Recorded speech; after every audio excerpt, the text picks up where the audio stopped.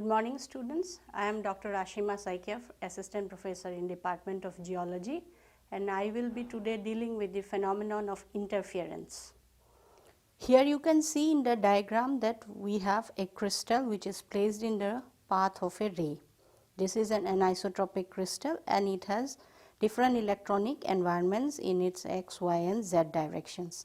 When an unpolarized ray of light which is vibrating in all possible directions enter an anisotropic mineral, it gets split into two rays which are vibrating perpendicular to each other. One is a ordinary, one we call as a ordinary ray, the other ray is called an extraordinary ray.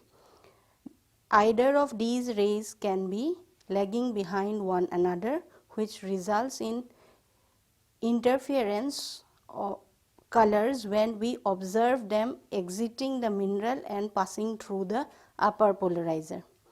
We also have to notice that in a crystal, apart from these directions where the ray splits into two directions, we also have a direction where the ray does not split into two rays. If we have one such direction in an anisotropic crystal, we call that mineral as uniaxial crystal, and if we have two such directions in which a ray of light is not split into two, then we call those type of crystals as biaxial crystals which have two optic axes. These directions where the light ray does not split into two, we call those directions as optic axis. As we have already discussed that interference colors are the colors which we observe when the polarizers are crossed and a mineral is placed in between and the light ray is allowed to pass through it, which splits into two rays.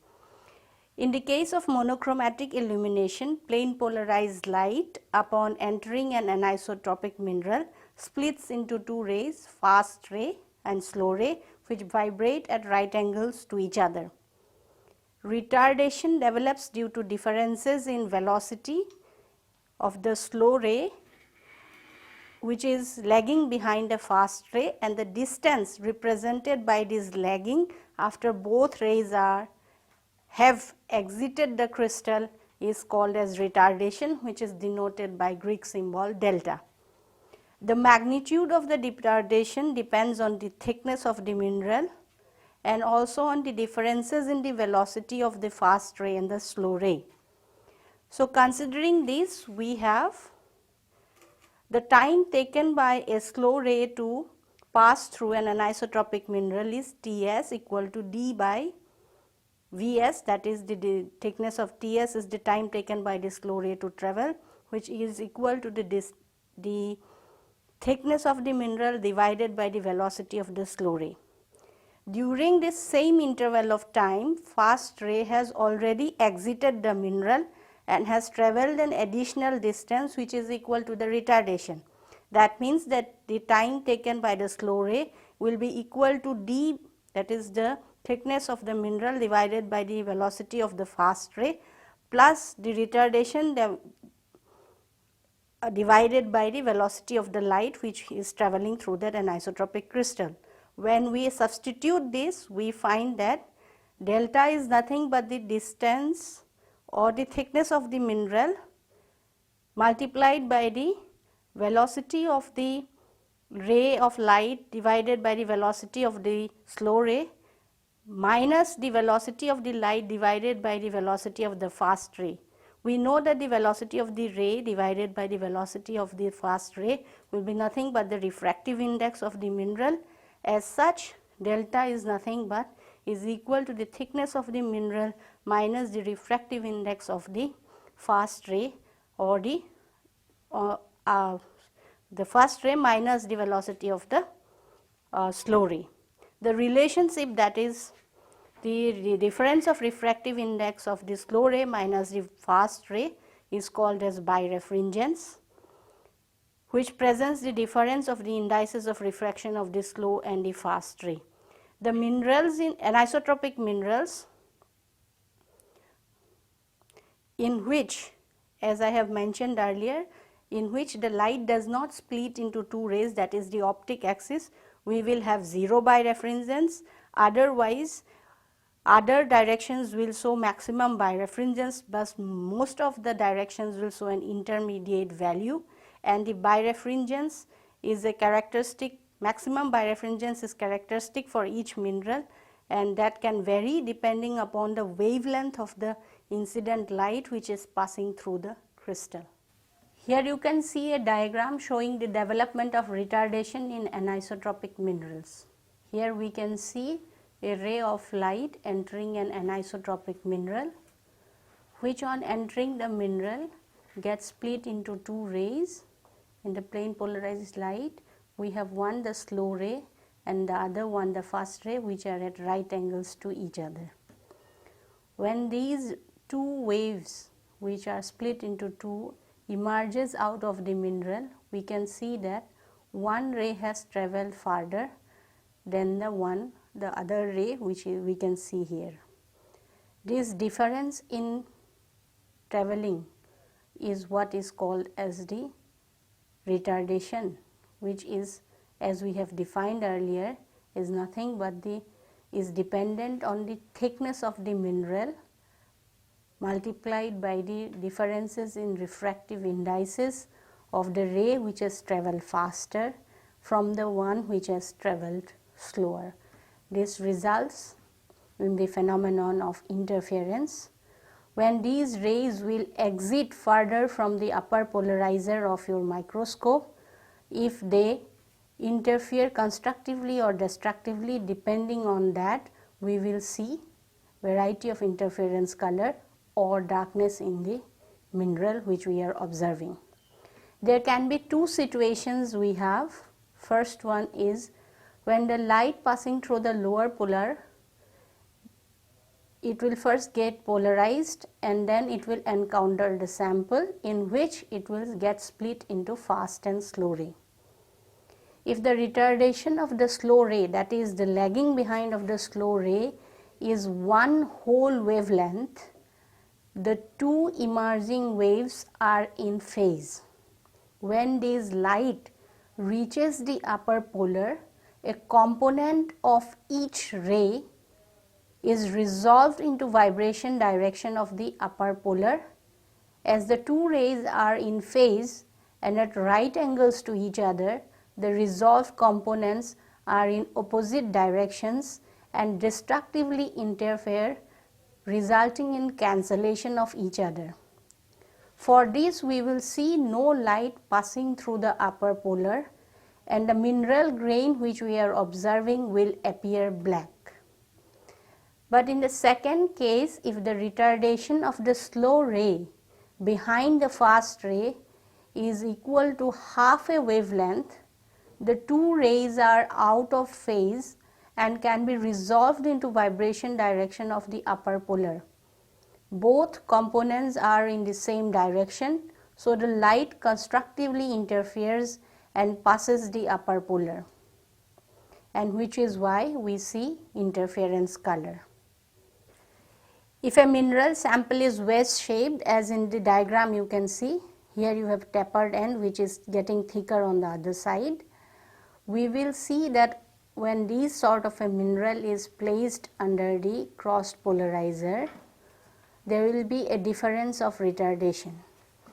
At the thin end of it, we will have zero retardation, and it will get maximum when the thickness is maximum. When placed between cross polarizers, the area along the wedge, where retardation is a function of I lambda, that is 1 lambda, 2 lambda, 3 lambda, 4 lambda and 5 lambda, we will have areas which are dark, and areas where waves have a retardation other than 1 lambda, 2 lambda or 3 lambda, we will have the brightest illuminations. Usually the case is that if we have a retardation of I plus half lambda, we will get maximum or brightest illumination for a mineral which we are observing under cross polarized light for interference color. So far we have discussed about monochromatic illumination. So now we will discuss polychromatic illumination. Polychromatic light consists of a variety of wavelengths with the corresponding retardation same for all wavelengths. If two rays for same wavelength reach the upper polar in phase and are cancelled, the two rays for other wavelengths reach the upper polar out of phase and are transmitted from when they are exits from the upper polarizer. The combination of wavelengths that passes the upper polarizer produces the interference color in this case. Accessory plates can also be used in some cases to determine the order of interference color. Apart from this, we can also have anomalous interference color. Some minerals display interference color that are not shown in an interference color chart. This is because the dispersion of refractive indices for the fast and slow rays in this case is substantially different. This results in different retardation for short wavelength light and for the long wavelength light. As such, a different complement of wavelengths reaches the eye that if the retardation were uniform for all wavelengths and the eye therefore perceives the color differently. Now we move on to the use of the interference color chart, which is also in common terms known as the Michael-Levy chart. On examining the quartz waves as we had done earlier, we saw that when polychromatic light is allowed to pass through an anisotropic mineral under cross polars, we will arrive at a variety of interference as has been documented in the Michael-Levy chart. At the thin edge of the wedge, the thickness and retardation are all 0. All of the wavelengths are retarded and are cancelled at the upper polarizer, resulting in a black color, that is, they are in phase. With increasing thickness and increasing retardation, the interference color changes from black to gray, gray to white, white to yellow, and yellow to red, and then a repeating sequence is followed as can be seen in this chart. The interference color produced, we have to keep in mind, is dependent on the wavelengths of light which pass the upper polar and the wavelengths which are cancelled. The primary function of the interference color chart is to allow rapid determination of retardation between the slow and the fast rays. Retardation is determined by directly observing the interference color produced by a mineral grain in thin section and by finding the same color on the Michael-Levy chart. So far we have discussed the monochromatic illumination. We will now discuss about the polychromatic illumination. Polychromatic light consists of light of a variety of wavelengths with the corresponding retardation same for all wavelengths. If two rays for some wavelengths reach the upper polar in phase and are cancelled, the two other rays for other wavelengths reach the upper polar out of phase and are transmitted. The combination of wavelengths that passes the upper polarizer produces interference color. As can be seen here in the diagram, we have a ray of light which is passing through the lower polarizer, and as such it is getting plane polarized. Here we have the anisotropic mineral sample wherein the light is getting split into two rays. We have the fast ray and we have the slow ray. The retardation of the slow ray or the fast ray, if the difference between the lagging is equal to that of lambda, that is 1 unit wavelength, it will, on passing through the upper polarizer, will be in opposite directions, and so they will get cancelled.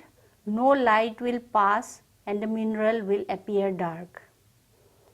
If in the case as in here, where the light is entering the lower polarizer, as such it is getting plane polarized, then we have the anisotropic mineral sample where the light is getting split into two rays, that is a fast ray and a slow ray.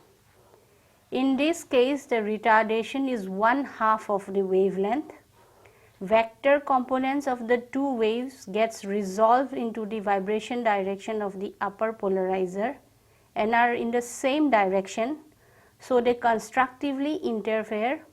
Light passes the upper polarizer and the mineral appears bright to us with a variety of colors, which we call as the interference color. Accessory plates also are used sometimes to determine the order of interference color.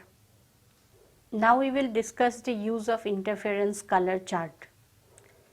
On examining the quartz wedge, which we have already discussed earlier, that when we watch a quartz wedge or observe a quartz wedge between crossed polars in polychromatic light, it produces a range of colors, and this color chart is referred to as the Michael-Levy chart.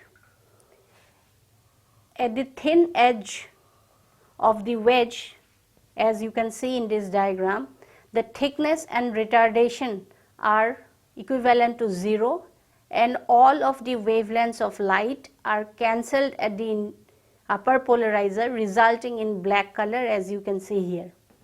With increasing thickness, that is with increasing retardation, the interference color changes from dark black to gray to white to yellow to red, and then a repeating sequence of colors from blue to green, green to yellow, yellow to red is produced, as you can observe here in the Michael-Levy chart.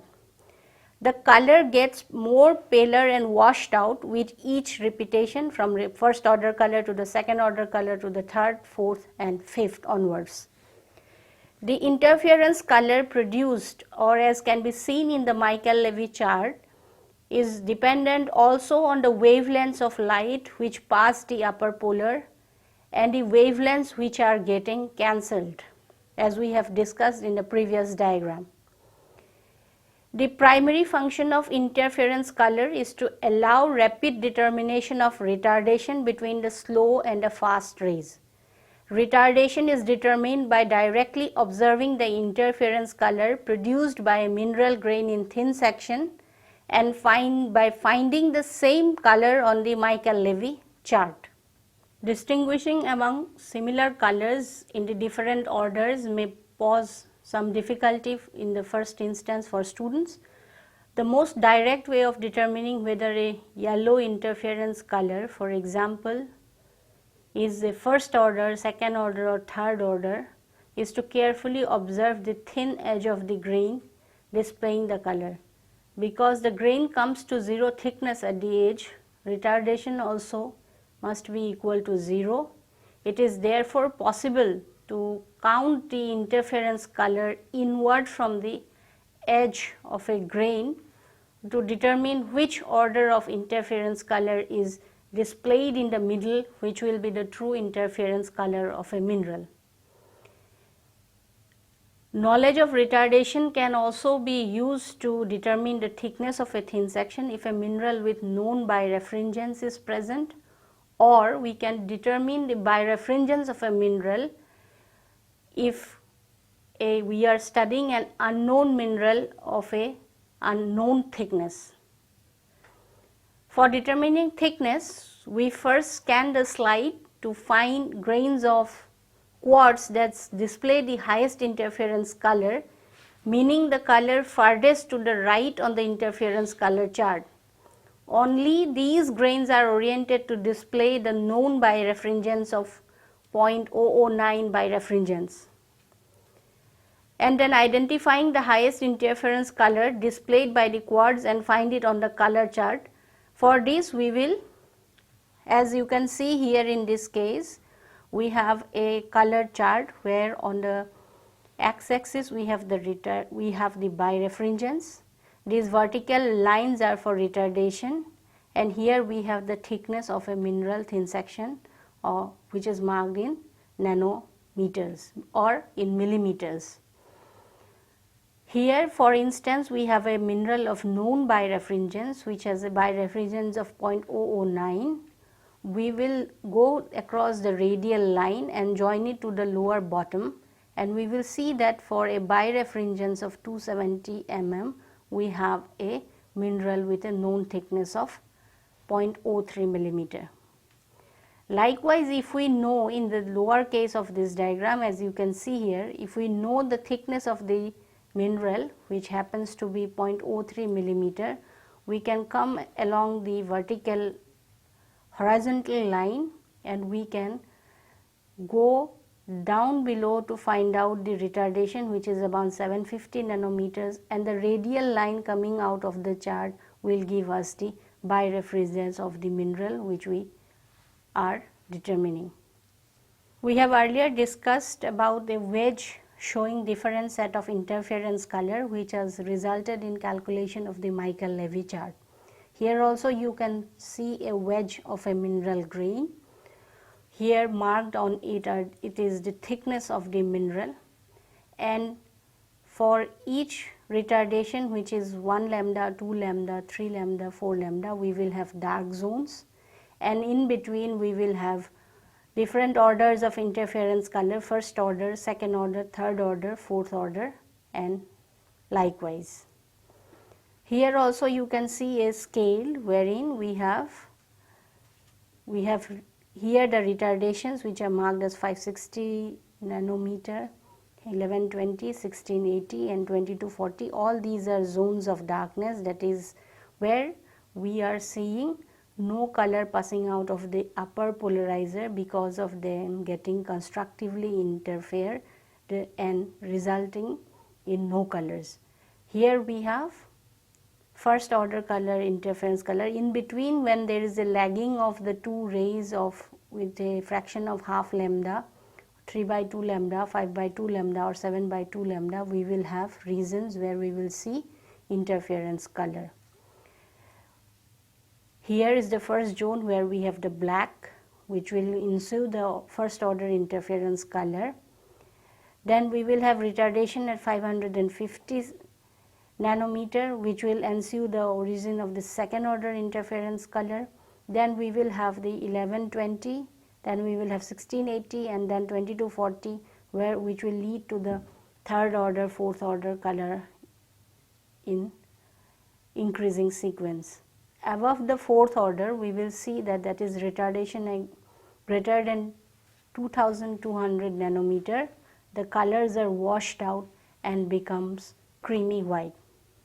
As I have already mentioned, if retardation is known for a mineral, it can be used to determine the thickness of a thin section with known birefringence, or can be used to determine birefringence of an unknown mineral if thickness is known. Usually it is a practice to follow the 655 nanometer line of the path difference across to find the intersection with the corresponding thickness line, usually 25 to 30 micrometer. For this intersection, we follow the sun line downwards towards the bottom right of the Michael-Levy chart to pinpoint the respective birefringence magnitude on the scale on the right. Accessory plates can also be used for determining the order of interference color. The gypsum plate is generally used for quickly distinguishing between second and higher order colors and to distinguish between first order white and a higher order white. We know that the gypsum plate either adds or subtracts retardation equal to one order of interference color, that is 550 nanometer, as was discussed earlier in the diagram.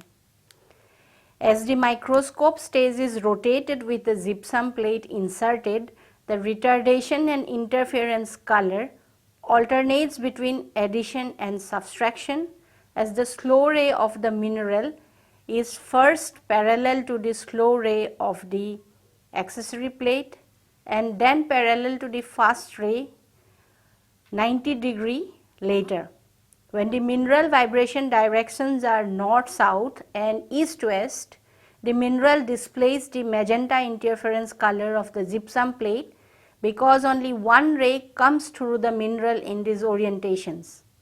A mineral displaying first order interference colors between cross polarizers will, with insertion of the gypsum plate, alternately display second and first order colors, as retardations will subtract and add as the stage is rotated. A mineral with second order colors with insertion of gypsum plate will also alternately display between first and third order colors with rotation, and this is how an accessory plate is used for ascertaining the order of interference color. In this module, we have studied about the phenomenon of interference. We have discussed that optically minerals are divided into two classes. We have isotropic minerals and anisotropic minerals. Anisotropic minerals, when observed under cross polarizer lights, we observe certain colors which are called as interference colors. How do we obtain this interference color? For this we have to study the interference phenomena. Interference phenomena is nothing but when a ray of light enters an anisotropic substance, in certain directions the ray of light gets splits into two rays. One is an ordinary ray, other is called an extraordinary ray, or it can be called as a slow or a fast ray. That means on emerging out of the upper polarizer, one of the ray will travel faster than the other one. Other than this, there are directions in an anisotropic mineral in which light will not split into two rays, and those directions are called as optic axis. In uniaxial minerals we have one optic axis, and in biaxial minerals we have two optic axes. For interference, or for us to observe interference phenomena, we have to study about retardation. What is retardation? Retardation is nothing but a multiple of the thickness of the mineral which we is observing multiplied by the difference in the refractive indices of the fast and the slow moving rays. That means on exiting out of the mineral, we will have one of the rays which is split into two rays. One of the rays will emerge earlier than the other one. As a result, there is a lagging, and that lagging is nothing but the retardation. After emerging from the mineral, when it crosses the upper polarizer, it will be at times such that the wavelength or the lagging is, if it is a multiple of lambda, then we will get the two rays will vibrate in the opposite directions at right angles. As such, they will cancel out, and we will observe dark zones in the mineral, and we will not observe any interference color, provided that the mineral, when the rays, the two split rays which are traveling with a lagging, has a wavelength difference of half lambda or multiple of it, then we will observe interference color in both monochromatic and polychromatic illumination. For assessing the order of interference color, there is a chromatic calculation which is there in the Michael-Levy chart. Using that chart, we can determine the birefringence of a mineral, as well as if we do not know the thickness of the mineral, that also can be known using the Michael-Levy chart. Apart from this, accessory plates also are used for ascertaining the order of interference color, like the gypsum plate, and we observe the phenomenon of interference. Interference phenomenon is also essential to understand the interference figures, which we will discuss in our next class. Thank you.